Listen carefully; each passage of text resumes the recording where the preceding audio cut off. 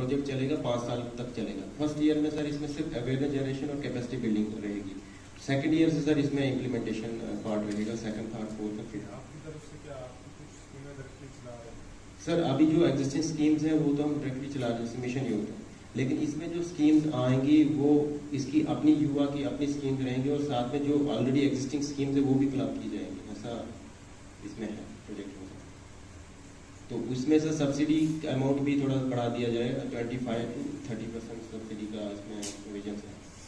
जैसे अभी mission youth में सर 10% ही है, तो उसमें थोड़ा सा कम लोग आ रहे हैं, तो इसमें वो बढ़ाया जा रहा है। और न्यू इनोवेटिव जो इनोवेशन के तहत जो एंटरप्राइज हमारे आएंगे, एंटरप्रेन्योर्स आएंगे, उनको गवर्नमेंट की सपोर्ट दी जाएगी in the form of interest subsidy, interest.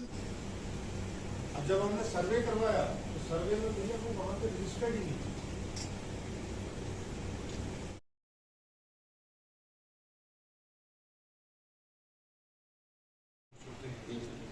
उनके लिए क्या है, उन्होंने क्या किया अभी तक?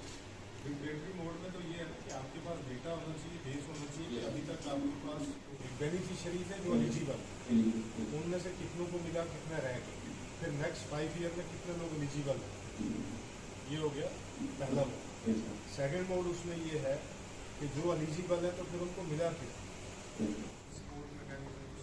अवेयरनेस प्रोग्राम था जिसको जो अम्ब्रेला स्कीम है जिसके तहत ये चलाया गया है, जिसको मिशन युवा बोलते हैं, उसके तहत जो है वो हमारी 2-3 उसके पार्ट हैं। पहला पार्ट ये है कि किस तरीके से कैपेसिटी बिल्डिंग करनी है, डिपार्टमेंट्स को अवेयर करना है, कौन कौन सी स्कीम्स हमारी जो है वो पंचायत वाइज जो है वो आपने सैचुरेट करनी है, जितने भी हमारे एलिजिबल बेनिफिशरीज हैं।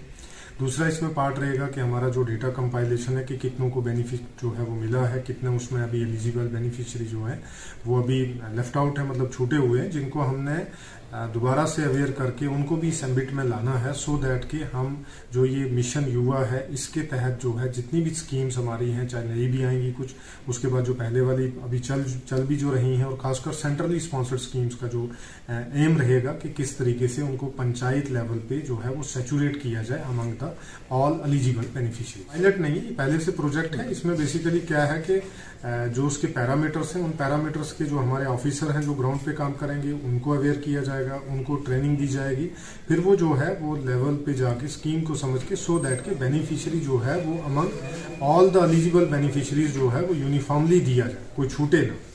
तो ये पहला मैंने जैसे बोला 2 फेज है। पहला हमारा ट्रेनिंग कैपेसिटी बिल्डिंग का है, दूसरा इम्प्लीमेंटेशन। इसमें जो हमारे अनएम्प्लॉयड यूथ जो है उसमें डिफरेंट स्कीम्स में डिफरेंट क्राइटेरिया। एजुकेशन का भी रहता है, जैसे सपोज अगर मान लें कि किसी की एजुकेशन कम है तो उसको हम स्किल भी कराएंगे पहले, कि अगर वो स्किल लेगा, सर्टिफिकेट लेगा, उसके बाद उसको जो है वो फर्दर उस स्कीम के लिए वो एलिजिबल हो सकता है। अगर मान लो वो पढ़ा लिखा नहीं तो उसके साथ कोई और पढ़ा लिखा है तो वो ज्वाइंट वेंचर बना के भी जो है वो उसके साथ कर सकता है। सो एज सच मतलब एजुकेशन अगर उसके पास नहीं है तो वो कहीं पे भी उसको जो है वो इनएलिजिबल नहीं करता है, बल्कि ये देखा जाता है कि जैसे अगर वो काम खोलेगा उसको वो क्या चला सकता है, सो दैट कि उसको नुकसान ना हो। उसने जो अपना टाइम लगाया, पैसा लगाया, जो स्पेस उसने प्रोवाइड की, तो उसमें उसको नुकसान ना हो, इसलिए ये चीजें जो है क्राइटेरिया रखे जाते हैं।